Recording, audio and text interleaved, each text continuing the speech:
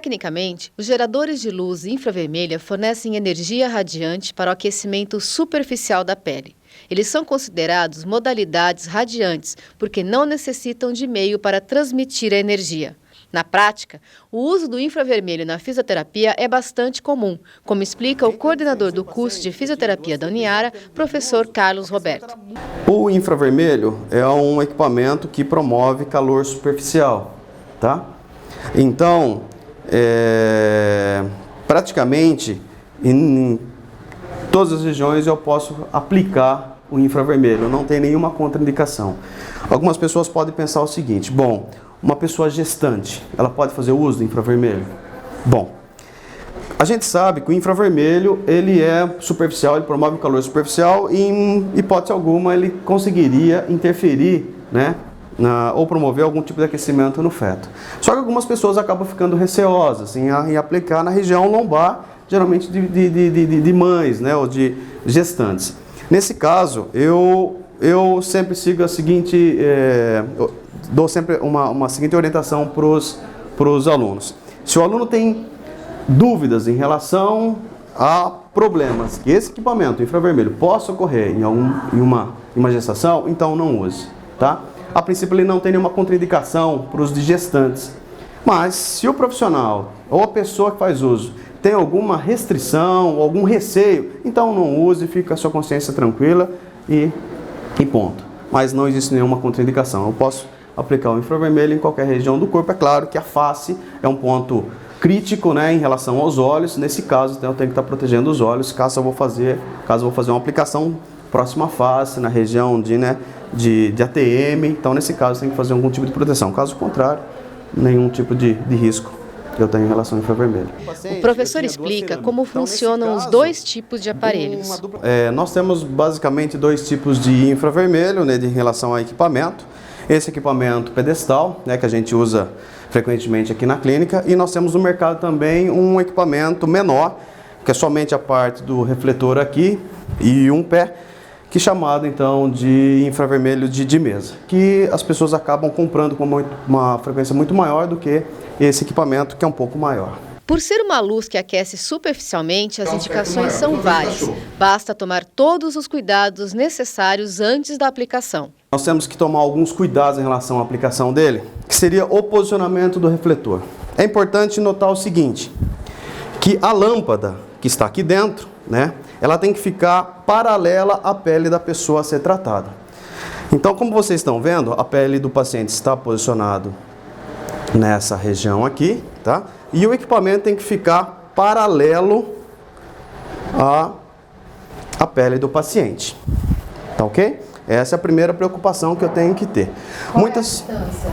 A distância, geralmente, ela é em torno de 30 a 50 centímetros de distância da lâmpada à pele do paciente. Nós utilizamos com uma frequência maior aqui, em torno de 40 centímetros. Então, a primeira precaução que eu tenho que ter é o paralelismo da pele com o refletor. A distância é outra preocupação que eu tenho que ter. E um outro problema, né, ou precaução que eu tenho que ter, é que o paciente não pode se movimentar durante a aplicação. Por quê? Caso o paciente se aproxime a metade da distância, vamos imaginar que o paciente está a 40 centímetros. Se ele aproximar da lâmpada 20 centímetros, a dose ela é quadruplicada. Então, aí sim existe o risco de queimadura, tá? Então, o paciente tem que estar praticamente imóvel durante a aplicação, de forma que ele não se aproxime e não toque a lâmpada do infravermelho, que vai estar muito quente. Algumas pessoas, a lâmpada liga e ela acha que a temperatura, que o equipamento já está funcionando, então ela deixa esse tempo de 15 a 20 minutos. O correto seria, eu vou ligar o equipamento, tá? Vou aumentando a temperatura, vou aumentando a intensidade dessa lâmpada até o momento que a pessoa diga que ela está muito forte e que ela não suporta. Então vamos lá. Eu vou aumentando a lâmpada e vou perguntando ao paciente: Henrique, como que está a temperatura? Está muito forte? Não, tá bom. Tá bom. Posso aumentar um pouco mais? Então Então sempre eu vou nessa linha, vou perguntando ao paciente se eu posso aumentar um pouco mais a intensidade e vou, consequentemente, aumentando a intensidade da lâmpada. Pergunto novamente ao paciente: Henrique, como está? Está muito forte? Aumentar um pouquinho só? Posso aumentar um pouco mais? Então posso aumentar um pouco mais. Perfeito. Aumentei um pouco mais. E agora? Ainda dá mais um pouquinho. Posso aumentar um pouco mais? Sim, posso aumentar um pouco mais. Por quê? Porque eu vou na temperatura máxima que o meu paciente suporta. Se eu conseguir atingir essa temperatura máxima que ele suporta, consequentemente, os benefícios que o calor vai causar seriam máximos possíveis. Tá ok? Então, a ideia é, eu não devo deixar a dose da lâmpada baixa numa situação confortável. Eu devo deixar a lâmpada numa posição que o paciente informe ou diga que a temperatura está a máxima por ele suportada. Não é confortável, porque confortável eu posso simplesmente aumentar, ligar a lâmpada e está confortável. Mas o que eu quero é o máximo de benefício que o calor possa trazer. Consequentemente, né? Eu devo deixar a máxima intensidade que o meu paciente suporta, mas dentro de uma segurança. Ou seja, se eu aumentar um pouco mais a temperatura, ele pode falar para mim: olha, agora está muito forte, então eu devo diminuir um pouco essa dose, certo? Como está, Henrique? Tá bom. Tá bom? Então, tá uma temperatura máxima por ele suportada, mas que ele, então, consequentemente, né, suporte essa intensidade. Consequentemente, eu vou obter o resultado máximo que a luz ou que o calor vai estar causando. Para quem faz uso do aparelho em casa, o professor Carlos nos explica quais são as precauções para evitar, principalmente, queimaduras. Então, se ela estiver se aproximando e distanciando dessa lâmpada, para fazer o controle da intensidade, consequentemente, esse ajuste ele vai se tornar difícil. Então, por isso que é importante que uma pessoa auxilie na aplicação e depois dessa pessoa auxiliar, então, geralmente uma pessoa marca onde que ficou a dose adequada, ela marca com lápis ali onde que ela achou adequado, veja mais ou menos a distância que ela está dessa primeira vez, que ela permaneça então, da forma como foi aplicada a primeira vez, que ela permaneça então das próximas vezes que ela estiver aplicando. Então, com isso, eu tenho eu mantenho essa padronização, né, da distância, da dose e tudo mais. Geralmente, as pessoas que usam, elas vão ver que ela vai ter um ponto, né, que ela vai ter uma temperatura que ela suporta, né, está quente, mas ela suporta. Então, uma temperatura adequada. Consequentemente, ela pode ir lá, ela faz um risquinho, né, e uma marcação com lápis, e ela mantém esse padrão nas próximas aplicações. Geralmente as pessoas que usam isso frequentemente em casa têm essa temperatura já, o posicionamento do botão já meio que padronizado. Elas próprias, de tanto uso, né, elas acabam tendo essa padronização. Equipamentos que porventura não tenham nenhum tipo de marcação. Então, nesse caso, é a distância que acaba sendo, né, o ajuste. Tá? Então, nesse caso, se o equipamento não tem uma temperatura de regulação, então aí eu vou estar trazendo e encostando esse equipamento até achar um ponto de equilíbrio. Mas, geralmente, os equipamentos mais novos, todos possuem, então, um botão de dose, de intensidade. Consequentemente, é com ele que eu vou estar fazendo, então, essa dosimetria. No entanto, pessoas que têm déficit de sensibilidade ou de circulação não podem usar o infravermelho. Quando eu for aplicar, eu devo estar ciente que essa pele não apresenta nenhum tipo de infecção, tá? Bacteriana, por exemplo, tá? Ou então, um câncer de pele, tá? São dois casos de contraindicação extrema. Algumas pessoas que têm déficit de sensibilidade, tá? Em uma região do corpo, ou uma região do tronco, essas pessoas também não devem fazer o uso do infravermelho. Vou te dar um exemplo de uma pessoa que tenha déficit de sensibilidade. Uma pessoa que sofreu um derrame, tá? E ela tem uma paralisia desse braço, tem muita dor no ombro, por exemplo, tá bom? E acaba usando, acho que tem o infravermelho em casa, da avó ou do pai, né? Bom, então deixa eu usar então, essa minha tia que teve esse derrame. E muitas vezes essa pessoa, além do déficit motor que ela apresenta um déficit sensitivo.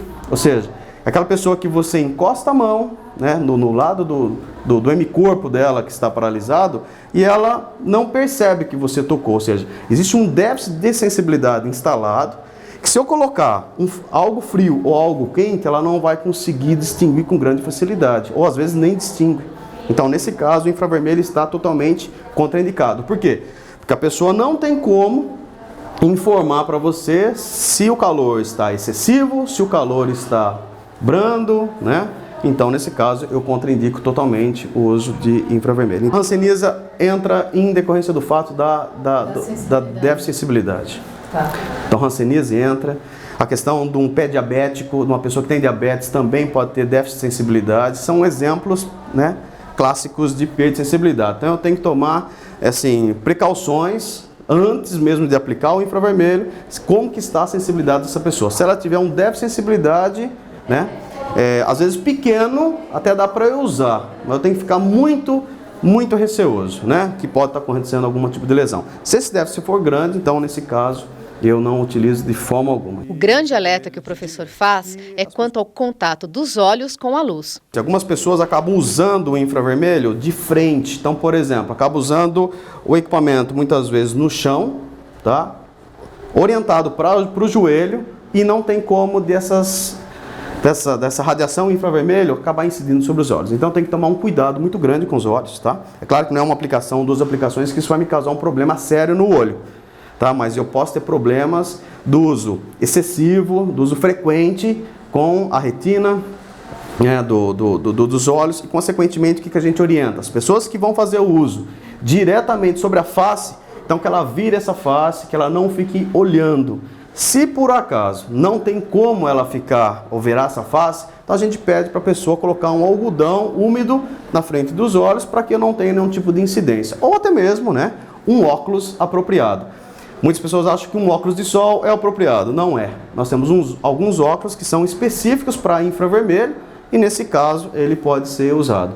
Mas óculos de sol não devem ser utilizados como mecanismo ou meio de proteção dos olhos em relação ao infravermelho. Ao final da aplicação, surge o eritema, mais conhecido como aquela vermelhidão que fica na pele. Mas não há com que se preocupar, pois aos poucos a mancha vai desaparecendo. Esse eritema, aos poucos, ele vai sumindo, e isso é indicativo que eu fiz o uso de calor, tá? De calor superficial. Isso é uma resposta da pele. Esse eritema, rapidamente, ele acaba sendo resolvido, né? Diminuído, e é indicativo para nós que o tratamento foi eficaz. Tá, okay? Ele pode, por exemplo, agora, você falou que antes não podia, mas ele pode tomar banho, aí passar hidratante a pessoa? Pode nadar, pode fazer o que quiser. Depois do uso, nenhum problema. Ele pode estar fazendo qualquer tipo de atividade depois do uso, né? É claro que algumas pessoas acabam tendo aquele receio de que, bom, se eu for sair sem camisa agora, eu estou com o corpo quente. Realmente, isso não tem muita problemática, né? No entanto, algumas pessoas acabam realmente tendo, quanto as pessoas mais idosas, elas têm, a temperatura do corpo acaba reduzindo um pouco e elas sentem um pouco mais frio, e qualquer contraste de calor com frio, elas podem ter realmente algum tipo de resfriado e tudo mais. Então, sugere-se, né, que a pessoa, fazendo uso de calor no tronco, como a gente acabou de fazer aqui, que a pessoa vista a camisa, né, e espere então esse eritema se resolver. E como todo tratamento, o ideal é que todo paciente procure orientação de um fisioterapeuta antes de iniciar o procedimento. A gente usa o recurso enquanto eu tiver aquela alteração instalada. Por exemplo, eu estou com uma contratura, eu estou com a musculatura de trapézio aqui, toda ela contraturado, né? Ou seja, está contraída, ela não relaxa, estou vendo que está tudo tenso. Eu posso estar usando esse recurso diariamente, até eu perceber que existe então uma diminuição desse sintoma. Consequentemente, a diminuição desse sintoma me indica então que o uso está praticamente tendo resultado e consequentemente eu vou usá-la até o sintoma praticamente diminuir ou cessar por completo. Muitas explicações isso a gente só encontra nos livros, né? Nos livros específicos, especializados. Então as pessoas acabam comprando esse equipamento até mesmo em hipermercados, tá? Em lojas especializadas, levam para casa.